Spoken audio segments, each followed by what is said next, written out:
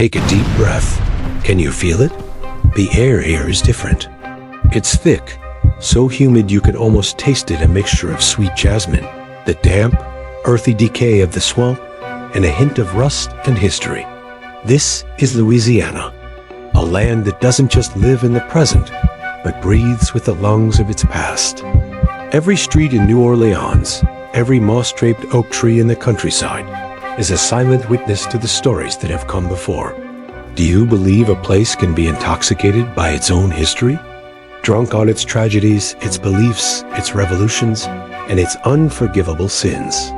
If Iowa was a horror hidden beneath the silence of the fields, then Louisiana is a fever dream, a frenetic dance between life and death, where the line between the two worlds isn't a wall, but a thin lace veil. Tonight, we will pull that veil aside. We will leave the quiet behind to immerse ourselves in the whispers and the screams. Our journey will take us through 4 distinct circles of Louisiana's hell. First, we will break down the door of a magnificent mansion in the French Quarter, only to expose the unimaginable cruelty hidden in an attic. Next, we will live inside the paranoia that gripped an entire city, a time when jazz music became the only talisman against a demon with an axe. Then, we will search for the ghost of an enslaved woman among the ancient oaks of a cursed plantation, where her unjust sorrow lingers in a mirror.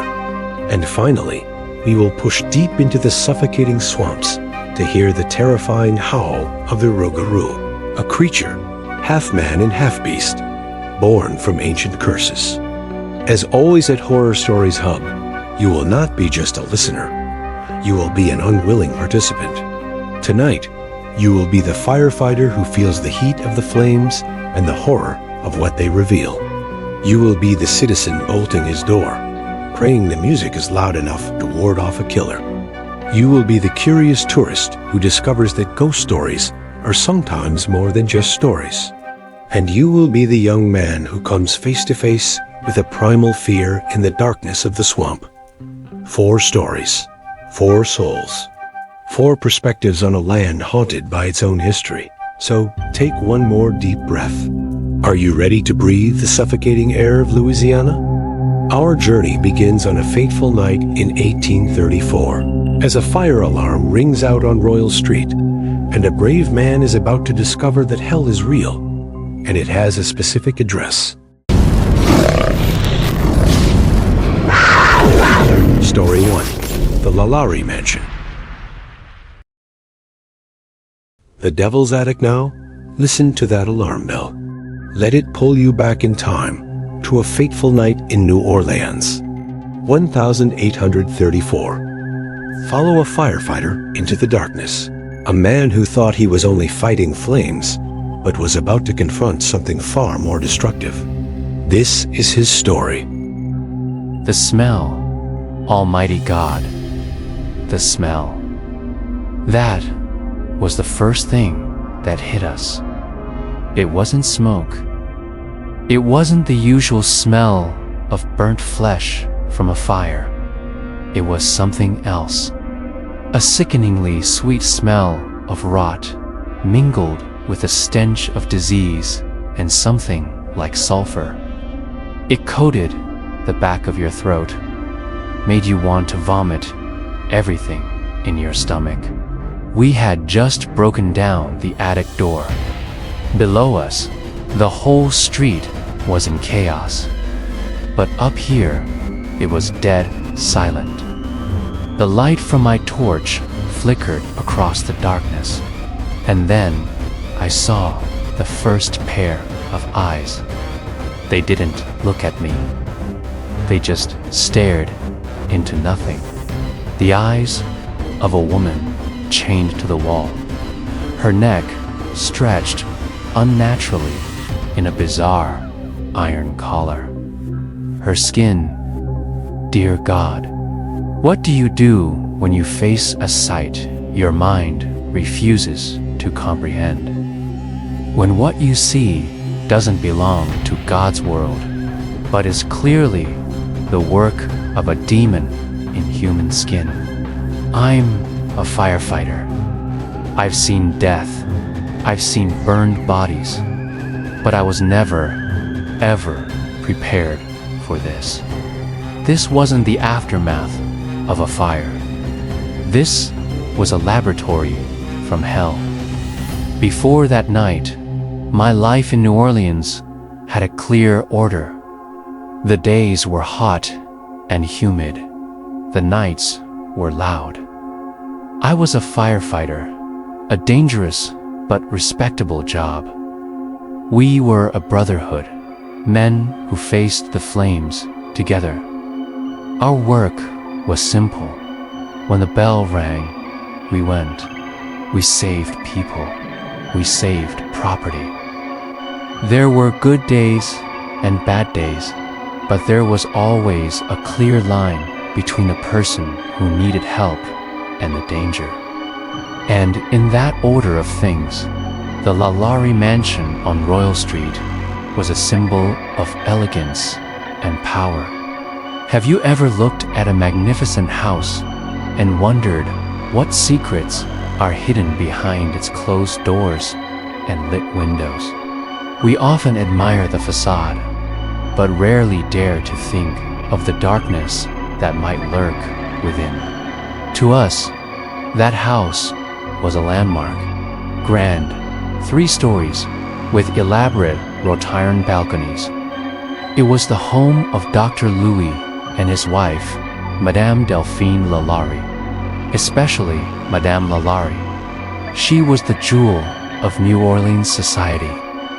Beautiful, wealthy, known for throwing the most lavish parties.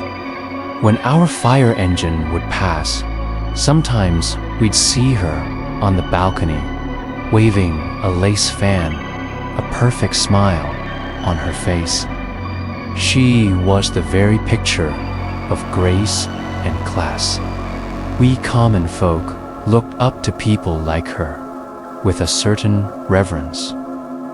They lived in another world, a world of wealth and power we could never touch. We protected their homes from fire, just as we protected the most humble shacks. That was the order of things. At least, that's what I believed. I had no idea that behind that graceful facade was a rot more terrible than any fire I had ever faced. The night of April 10th, the bells rang furiously. A fire in the French Quarter on Royal Street. When we arrived, flames were already licking out of the windows of the kitchen wing, and I recognized it at once. It was the LaLaurie mansion. A crowd had already gathered, their anxious faces illuminated by the orange glow. Our work began immediately, hauling the pumper, fighting the flames, evacuating. But something was very strange. As we tried to enter the main house, Madame LaLaurie herself blocked our path. She seemed terrifyingly calm in the midst of the chaos. "Be careful of my furniture," she said, her voice like ice. "It is quite valuable." Not a word about her servants, her slaves. When does a strange occurrence cross the line from eccentricity to a warning sign? At what point do you realize the person you're facing isn't just unusual, but dangerous? For me, it was the moment I saw the cook, a black woman, perhaps 70 years old, chained to the kitchen stove by an iron collar. She was in a panic, but not from the fire. "Save the others," she begged us, tears streaming down her face. "The mistress keeps them locked up in the attic. She never lets anyone up there," She confessed that she had set the fire herself as a final, desperate act to draw attention, to let people know what was happening in that house. A woman who would rather burn herself and the house to the ground than spend another day under her master's rule.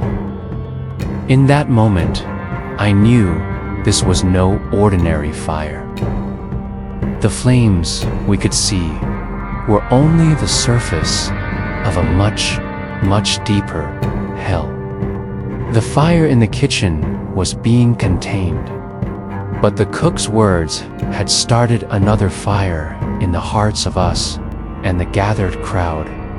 Rumors began to spread like wildfire. The stories people had whispered about Madame LaLaurie's cruelty, about slaves who disappeared without a trace, were now being shouted in the street.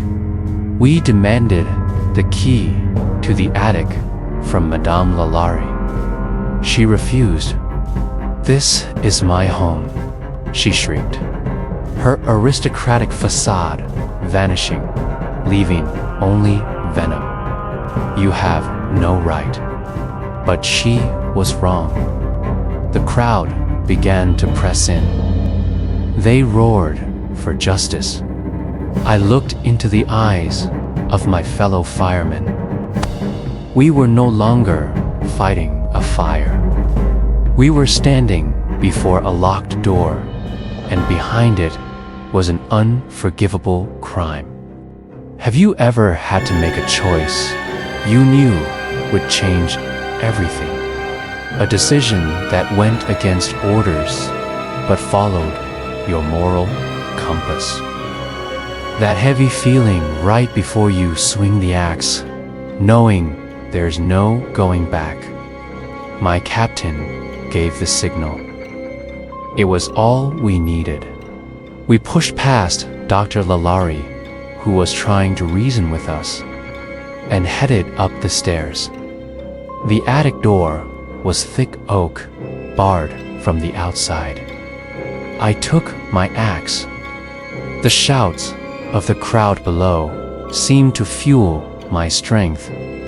With every swing, I wasn't just breaking down a door. I was breaking down the wall of silence that had hidden this horror for too long. The door burst open. Darkness and that foul stench rushed out like a breath from hell. I stepped in first, holding my torch high. What I saw next, it will be seared into my mind forever. A wound that will never heal. It wasn't an attic. It was a torture chamber. A man was suspended from the ceiling by his wrists, his body horribly stretched. Another was crammed into a small cage meant for a dog, his limbs broken and reset at grotesque angles. And the woman I saw first, chained to the wall, her mouth sewn shut with coarse thread. Everywhere there were implements, not tools of labor, tools of a butcher, a mad surgeon, whips embedded with sharp iron hooks, spiked collars designed to press inward, pliers. But the worst part was not what had been done to them. It was that they were still alive. Most of them. They didn't scream. They just moaned, weak, inhuman sounds. Their eyes were vacant, having passed beyond the threshold of pain into a place we could not follow. How do you rescue someone who has already been to hell while they are still breathing? How do you look into their eyes and not be shattered by the pain you see reflected there? I dropped my torch. I had to lean against the wall to keep from collapsing. all my experience, all my courage as a firefighter. It all meant nothing in the face of a cruelty so calculated, so creatively perverse.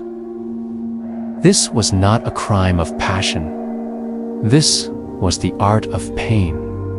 And the artist, Madame LaLaurie, was still downstairs, worrying about her furniture. In that moment, I didn't just see victims. I saw the true face of evil. We brought them out, one by one, as gently as we could. When the crowd on Royal Street saw what we were carrying out of that house, their horror quickly turned to rage. It was no longer a curious crowd. It became a vengeful mob. They stormed the mansion, and I didn't stop them. None of us did. We heard the sound of glass shattering, of a piano being smashed to pieces, of roars for justice. They leveled everything inside that house, trying to erase its crimes with violence. But it was too late. The evil had already been done, and the demon escaped. In the chaos, Madame LaLaurie and her husband boarded a carriage and vanished into the night. She was never caught, never made to pay for what she did, at least not in this world. That night, after it was all over, I went home. I tried to wash, but I couldn't get the smell off of me.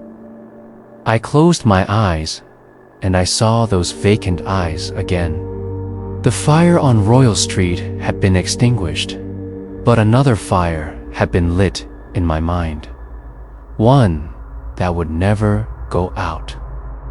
What is more terrifying? A ghost you cannot touch, or the memory of a flesh and blood demon that you let escape? Which haunting lasts longer? I wasn't fighting fires anymore. From that night on, I began to fight ghosts. Not the ones that linger in buildings, the ones that haunt your own memory. Story 2. The Axeman of New Orleans. A symphony of fear. Has your breathing returned to normal yet? Has your heart stopped pounding against your ribs? I know it's difficult. The horror of the LaLaurie mansion is a naked kind of horror. It's real. It's tangible. We can see the walls that contained it. We can name the demon who committed it. It is a fear that we can identify. But I ask you this, is that the worst kind of fear? There is another kind of demon, one that isn't bound by brick walls or locked doors. A phantom that can pass through any threshold, a fear that can seep into your own home through the smallest of cracks. It isn't an event that happens in one place. It is a threat that can happen anywhere to anyone. And tonight, it could come for you. I know. A part of you wants to stop here, to turn off the podcast, switch on the lights, and tell yourself these stories are just the past. But if you stop now, you will never know what it feels like when an entire city is held hostage by a single phantom. When a killer doesn't just kill, but plays with the minds of thousands of potential victims. So I dare you, don't leave. Stay with me in the darkness a little longer. Follow me back in time to a different New Orleans, to the year 1919. A city where jazz music was both its soul and its only talisman. Do you have the courage to listen? There it is again. Have you ever listened to the silence of your own home, only to realize it isn't silent at all? It's full of small sounds, the house settling, the wind whistling through a crack, the gurgle of the pipes. For my whole life, those sounds were a lullaby of safety. But tonight, they are a symphony of threats, I am sitting here in the darkness of my own kitchen, a butcher's knife in my hand. My wife, Maria, and my boy, Luca, are asleep upstairs. I told them I was just getting a drink of water, but I have been sitting here for hours, listening, and I heard it, a scrape, from the back alley right below the kitchen window. It wasn't a cat. It wasn't a branch. It was metal, like someone sharpening something, or testing a chisel against my back door frame. My heart is beating so hard I'm afraid it will wake my family. Cold sweat runs down my spine. Every muscle in my body is coiled, ready to spring, to fight, to die. I don't dare breathe. I just stare at the bolt on the back door, praying that it's strong enough. Tonight, you don't know which sound is harmless and which is the footstep of the Axeman. And that's how he kills us. Not with the axe, but with the waiting. Only a year ago, New Orleans was paradise, especially for an Italian immigrant like me. We had our own small, tight-knit community here. My grocery store, Amato's Provisions, was the heart of my family. Every morning, I'd open the doors and the air would fill with the smell of garlic, of provolone cheese hanging from the ceiling, and of the fresh bread Maria had just baked. Think about the place you feel safest in the world. Your home? Your neighborhood?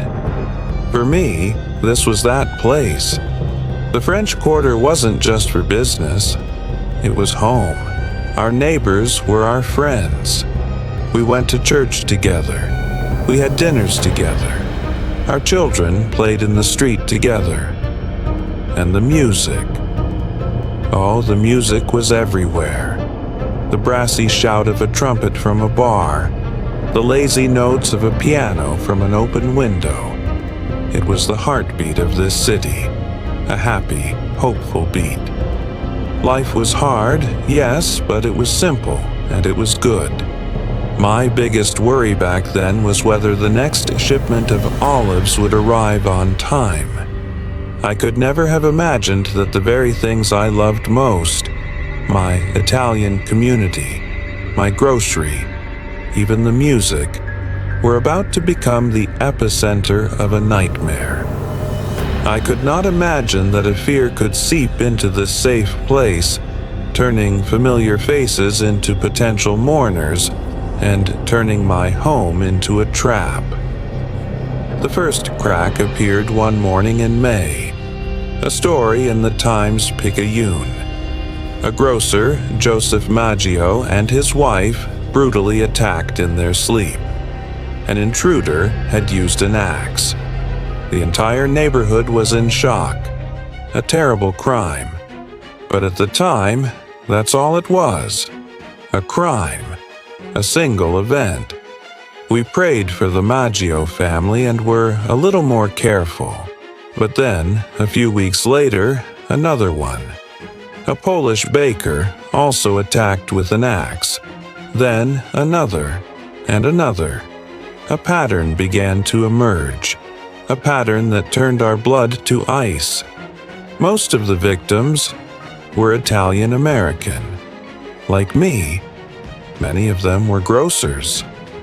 Like me. Fear changes shape when it has a name, doesn't it?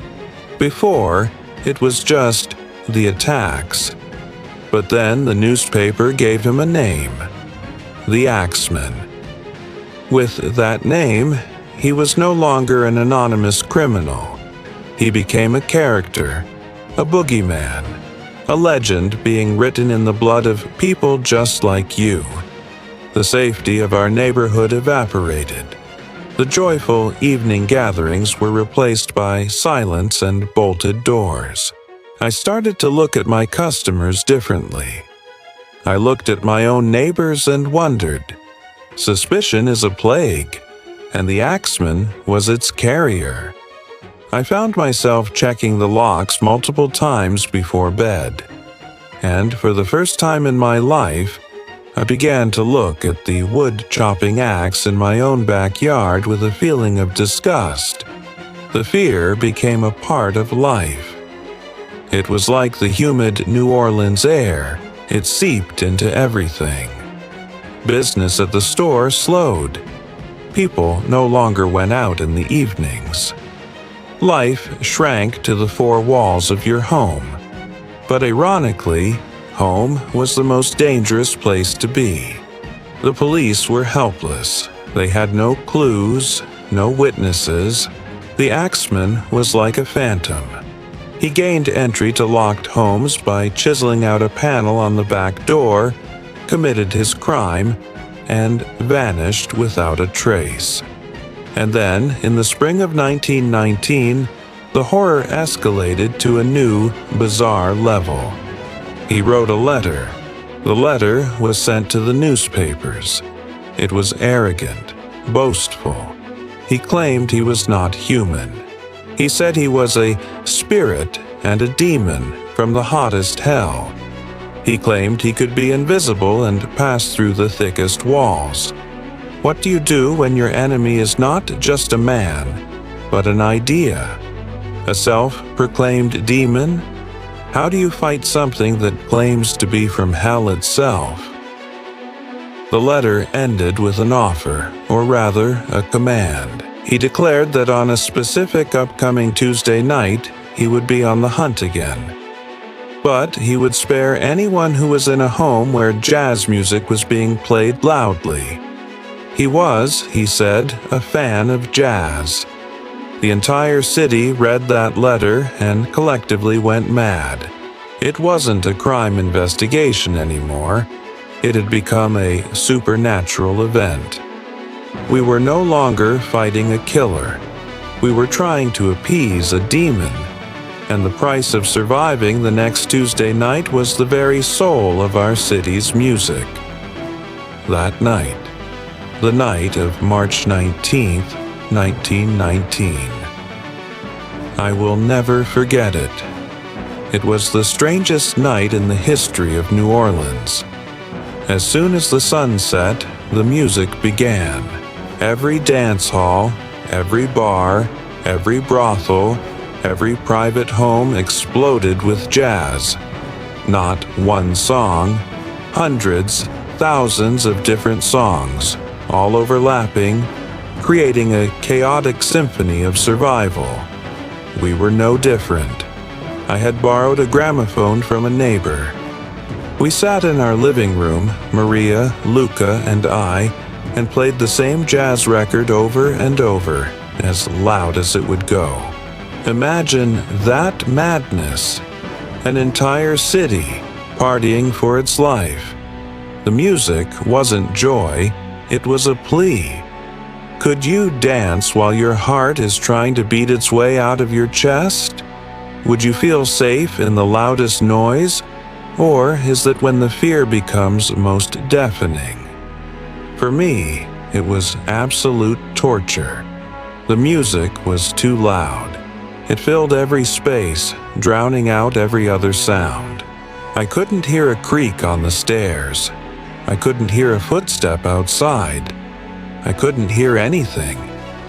Our talisman was also the very thing that made us deaf and blind in our own home. I sat there, holding my family, my eyes glued to the back door. Every shrill note from a trumpet made me jump. Every frantic drumbeat made my heart clench. We were playing music for a demon, hoping our melody would please him. It was the longest night of my life. A party no one wanted to attend. A dance with death. The next morning, the sun rose on an exhausted city. There were no new murders reported. It seemed the music had worked. The demon had been appeased. After that night, the attacks became less frequent. A few more occurred over the summer, and then he was gone. Just like that. The Axeman was never caught. His identity, his motive, all of it dissolved into the mist of history, becoming one of New Orleans' greatest mysteries. We had survived, but nothing was the same. The fear had left a permanent scar on our community. How can you ever truly trust again? What is more haunting? A monster that is defeated, or a monster that simply vanishes, leaving you to forever wonder if he's still out there, listening, waiting? The city found its joy again. Jazz music once more filled the streets, this time for happiness, not for fear. But for me, whenever I hear a familiar tune, a part of me is still back in that living room. On that night when my entire city had to play music to beg a phantom for our lives. And that is a melody that will never truly fade. Story 3. The Myrtles Plantation. The Stain in the Mirror. The city of New Orleans could finally breathe a sigh of relief as the Axeman vanished. The fear of a flesh and blood demon, one that could be stopped by a sturdy door, had at last passed. But I urge you to be wary of the silence. We will now leave the noisy streets, where fear screams and roars, for a place where the silence is infinitely more terrifying. A place where the external beauty is just a thin veneer, covering a rotting history of suffering. Where horror comes not from a demon's hatred, but from a spirit's endless sorrow. I am speaking of the southern plantations. Magnificent mansions that stand beneath ancient, moss-draped oaks, looking like widows wearing mourning veils. They are beautiful, are they not? But that beauty was built on a foundation of brutality and tears. And among all the plantations, there is one where that pain seems to never fade. A place nicknamed one of America's most haunted homes, the Myrtles Plantation. They say at least 12 spirits wander its grounds. But one spirit, one tragedy, stands out above all others. The story of Chloe, an enslaved woman, and a mirror that supposedly trapped her spirit, and those of the children she accidentally poisoned. I know what you're thinking. Another ghost story in an old house. But believe me, this is no simple tale. And our next narrator, a modern-day tourist named Anna, went there with only curiosity. She left with horrifying proof and a haunting that will follow her forever. So I ask you, do you dare to look into a haunted mirror? Not just to find a ghost, but to confront the pain of the one trapped inside. Be careful what you search for. You just might find it. It's impossible. It can't be. I'm staring at the screen of my phone and my heart has stopped. The photo I just took. It's there, the large antique mirror at the end of the room. In the reflection is me, standing with my phone in my hand. But I'm not alone. Have you ever taken a photo and seen something in it that definitely wasn't there when you pressed the button? That chilling moment when proof of the other side is lying right in the palm of your hand. Standing just behind my reflection is a faint, shadowy figure. A woman. I can vaguely make out a green turban wrapped around her head.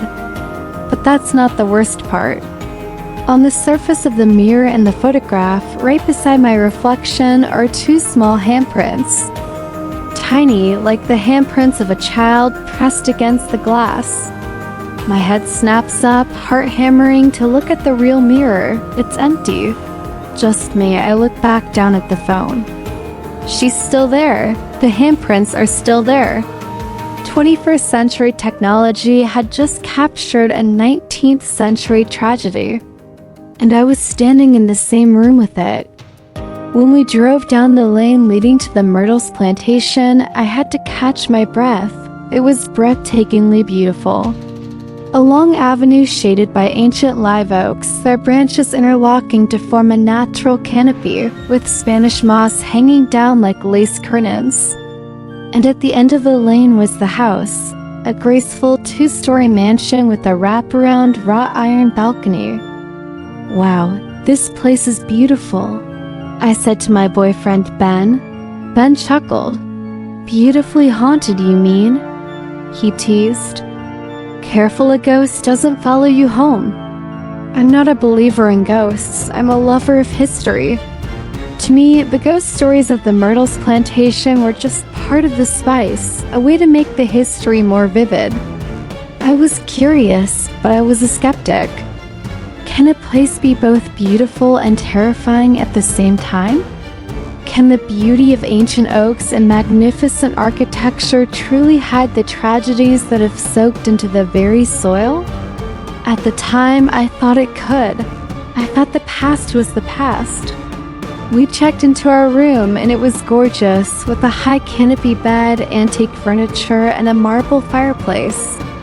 The air in the room felt heavy, but I chalked it up to the weight of history, the age of the building. I felt like a safe tourist looking at the past through a museum glass. I had no idea that later that night, that glass was about to shatter. We took the mansion tour that afternoon. The guide was charismatic, telling us the history of the Woodruff family, of the tragedies and deaths that occurred behind these walls. And then she stopped us in front of a large mirror in the main hallway. It had a magnificent gilded frame, but the glass itself was spotted and old. This is one of the original pieces of furniture in the house, she said, and it is central to the most tragic story here. Legend says that an enslaved woman named Chloe was caught eavesdropping and was punished by having an ear cut off by her master. For revenge, she baked a birthday cake with poisoned oleander leaves, but the plan went wrong. The master's wife and 2 daughters ate the cake and died horribly. Chloe was then hanged by the other slaves and her body thrown into the Mississippi River. She paused, letting the story sink in. It is believed, she continued, that the spirits of the mistress and her 2 daughters were trapped inside this very mirror. Many guests have reported seeing small, childish handprints appear on the glass, or even the image of a woman in a green turban. The story was tragic, but at that moment it was still just a story. The first crack in my skepticism appeared that evening. Ben had fallen asleep on the bed, exhausted. I was sitting and reading when I heard it. A child's giggle, very distant, singingly from the hallway.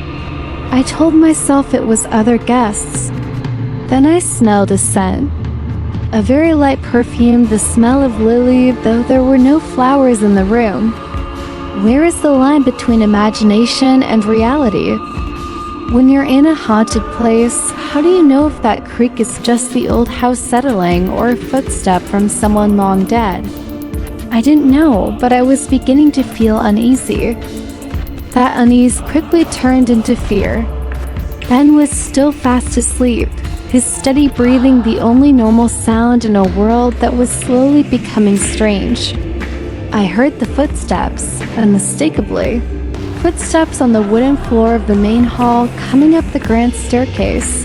The steps were light, not a man's. They moved slowly and then they stopped, directly outside our door. I held my breath, waiting for a knock, but nothing came. Complete silence. After a few minutes that felt like an eternity, I worked up the courage to tiptoe to the door and look through the peephole. The hallway was empty. The fear of being alone in the dark is different, isn't it? When there's no one to turn to and say, "Did you hear that?" You start to question yourself. Is it the house that's haunted, or is it your own mind haunting you? I went back to bed, trying to convince myself I was just imagining things. I pulled the covers up to my chin and closed my eyes, and then I felt it, a change in the air. A sudden pocket of intense cold right beside the bed, and then a weight. An indentation formed on the mattress right beside me as if someone had just sat down. My eyes shot open. No one was there. The indentation remained for a second, then slowly faded away. I jolted upright, my heart racing. This wasn't my imagination. There was someone. or something in the room with me, I couldn't sleep. I didn't dare. I turned on the bedside lamp, but its weak yellow light only made the dark corners of the room seem more menacing. My eyes kept being drawn to the large mirror at the end of the room. That mirror where the spirits were trapped. A crazy idea entered my head. An unexplainable compulsion. I had to try. I had to know. I got out of bed, my bare feet cold on the wooden floor. I grabbed my phone, feeling ridiculous. I stood before the mirror, looking at my own tired reflection. There's nothing here, I told myself. I raised my phone, and I took the picture. What do you do when 21st century technology captures a 19th century horror? When you hold undeniable proof in your hand, but it proves something your rational mind cannot accept? I stared at the screen, at the image of the woman in the green turban, at the childish handprints. I looked up at the real mirror empty. I looked back down at the phone. She was still there, looking at me through a digital world, a choked scream caught in my throat. My hands were shaking so badly I dropped the phone. It clattered to the floor with a dry crack. At that exact moment, the lamp on my bedside table flickered violently. Once, twice, then it went out, plunging the room into near total darkness. And in that darkness, I heard it. Right beside my ear, a woman's whisper filled with sorrow and longing. A single word. ... children. I screamed. This time I truly screamed. My scream woke Ben. He switched on the light, confused, asking what was wrong. The mirror. I saw her, I stammered, pointing a shaking finger. In my phone, I got a picture. I scrambled to pick up my phone, the screen now cracked. I opened the photo gallery. The last picture I took was just a black square. A corrupted file. Honey, you were having a nightmare, Ben said, putting his arms around me. Those stories just got to you. I tried to explain. About the footsteps, the indentation on the bed, the whisper. He listened, but I could see it in his eyes. He didn't believe me. He thought I was overtired, too stressed. We checked out first thing the next morning. As we drove away down that beautiful oak-lined lane, I looked back at the mansion one last time. It looked so peaceful, so beautiful in the morning sun, as if nothing had happened. What is more terrifying? Seeing a ghost or being the only one who saw it? When you have to live with a terrible truth that no one else believes, do you eventually start to doubt your own sanity? I don't have the photo anymore. I don't have any proof. All I have is a memory. A memory of a trapped woman searching for her children in an old, dark mirror. The Myrtles plantation is beautiful, but to me it will never be a beautiful place again. It's a tomb. And I heard the crying from inside. Story 4. The Rougarou, Wrath of the Swamp. Anna's fear was a fear of what is left behind. A painful memory, a human tragedy imprisoned by walls and a looking glass. It is a tangible horror, a scar of history. But before there were plantations, before there were tragedies of masters and slaves, there was a primal land. And that land had its own fears. A fear more ancient, more not of sorrow, but of hunger. Not the spirit of a dead person, but a creature that was never truly alive in the way we understand. This is our final story in Louisiana. A story that comes not from a building, but from the mud and the mangroves themselves. A legend passed down not in writing, but in trembling whispers around a fire from one generation to the next. We will leave the ghosts behind to face the monster. This time, our narrator was not an unwilling victim thrown into a nightmare. He was once a hunter, a proud, young Cajun man. who thought he was the master of this world. But he is about to learn a terrible lesson. In the primal dark, man is never the true predator. It was there, right in front of me. My rifle, it was somewhere in the black mud. Useless. My knife felt like a toothpick. I was cornered on a small patch of land in the middle of the still water. You see, my grandson, there is a fear a man knows when he faces a bear or an alligator. It is the fear of nature, a fear with rules. But what do you feel when you face something that is not of nature? Something that stands on two legs, like a man, taller than any man I'd ever seen, but with the head of a rabid wolf, and eyes that glowed red, like embers from hell. It stepped out from behind a cypress tree, and I could smell it. The smell of wet fur, old blood, and something fundamentally wrong. It didn't roar like a beast. It breathed a wheezing, calculated breath, and in those eyes I saw more than just hunger. I saw hatred. This was not an animal. It was a curse made of flesh and blood. And it had come for me.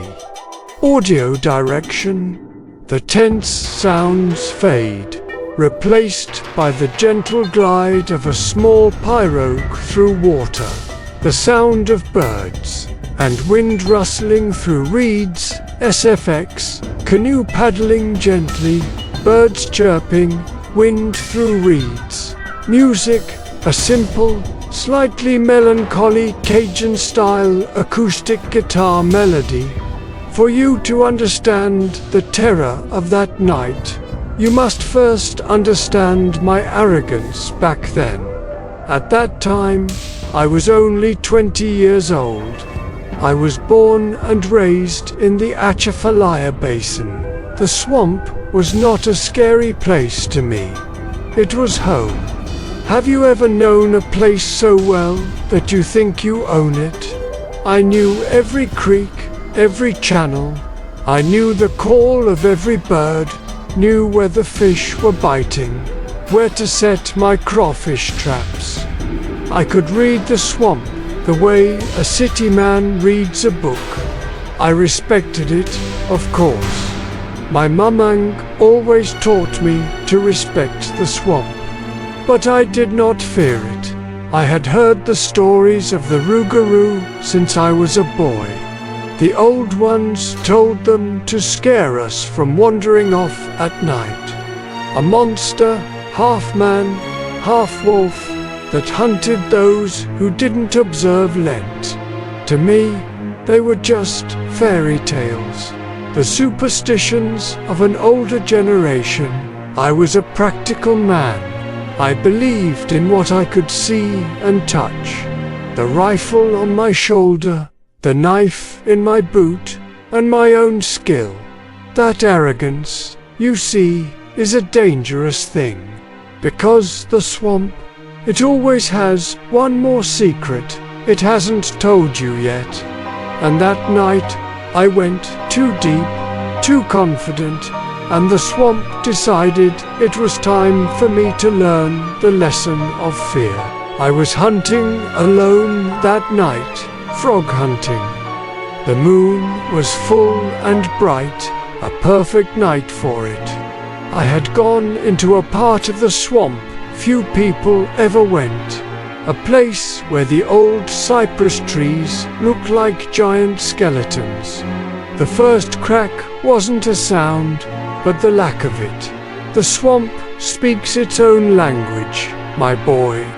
A man who lives there learns it. But what do you do when the swamp suddenly goes silent? That silence, it is the loudest warning of all. It is the sound of every living thing holding its breath, because a true predator is near. My heart began to beat a little faster.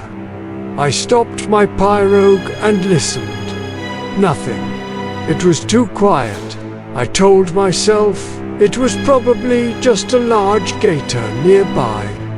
Then I saw the tracks on a small mud bank. They were strange, larger than any bear track I'd ever seen, and shaped almost like a man's foot, but with long claws.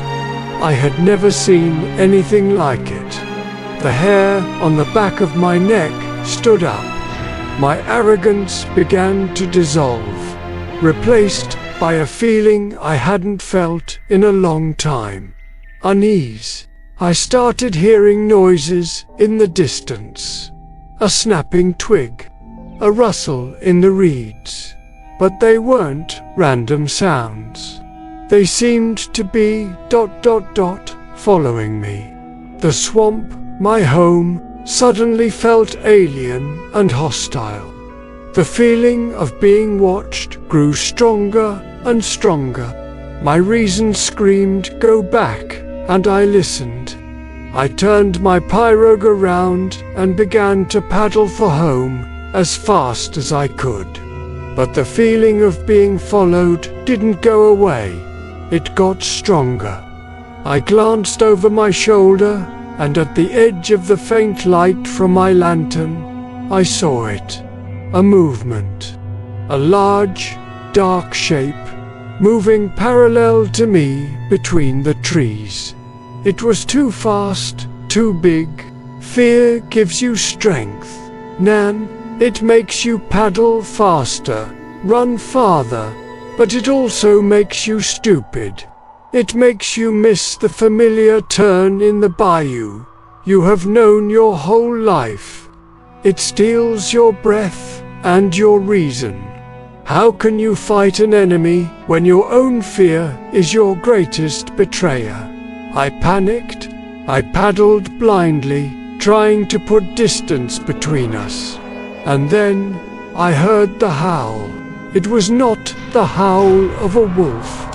It was higher, more pained, and it ended in something that was almost a human roar. That sound went straight to my bone marrow, freezing the blood in my veins. Every fairy tale, every warning from the old women suddenly became a horrifying reality. The Rougarou, it was real, and it was hunting me. I paddled so hard the oar nearly snapped. I had to get away, but the more I panicked, the more the swamp seemed to close in around me. The familiar waterways now looked like a hostile maze. It struck the boat, a powerful blow from the side that flipped my pirogue over. I was thrown into the cold, dark water. My rifle sank into the black mud. I thrashed, choked, and swam desperately for a nearby patch of dry land. I dragged myself onto the bank, covered in mud, shaking from cold and fear. I had lost my weapon, my boat, my bearings, and it was standing there, at the other edge of the small island, waiting. It was the sight I told you about at the beginning. The monster, when the rifle in your hand is useless, and the knife feels like a toothpick, ... what is left? You have only your wits and the grace of God. And on that night, I think God must have looked away for a moment to see if I could survive on my own. It lunged at me, faster than anything I'd ever seen. I had no time to think. I acted on pure instinct. My oil lantern, still hanging from my belt, was miraculously unbroken. I ripped it free, opened the cap, and threw it with all my might at the creature. The oil splashed across its chest and instantly caught fire. It roared a terrible sound, a roar of pain and fury, as flames erupted on its fur. It was no longer focused on me. It was frantically rolling on the ground, trying to smother the fire. That was my chance. I didn't wait. I turned and ran. I ran like I'd never run in my life. Through the mud, through thorn bushes, ignoring everything but the need to escape. Behind me, I could still hear its enraged roars. I ran all night. I don't know where I went. I just picked a direction and hoped it would lead to people. As the sun began to rise, I collapsed at the edge of my village, covered in mud and blood, exhausted. People found me delirious, rambling about a monster with red eyes. Some thought I had gone mad, but the older ones, they looked at me with understanding. They knew what I had seen. The arrogance of my youth died in the swamp that night. I survived, but I was a changed man. I never went that deep into the swamp alone at night again. I still hunted, I still fished, but with a new respect. A respect born from absolute terror. They say, if you survive the Rougarou's attack and do untell a soul for 101 days, the curse passes from it to you. I am an old man now. My grandson, do you wonder why, after so many years of silence, I am telling you this story tonight? Do you wonder just how many days I have been counting? Take a deep breath. We have returned. Let your heart beat slow. Let the suffocating air of Louisiana leave your lungs. We have just passed through a symphony of fear. 4 chapters written in blood, tears, and ancient curses. We began in an attic, facing the horror hidden behind the magnificent doors of the elite crew, that human cruelty knows no bounds.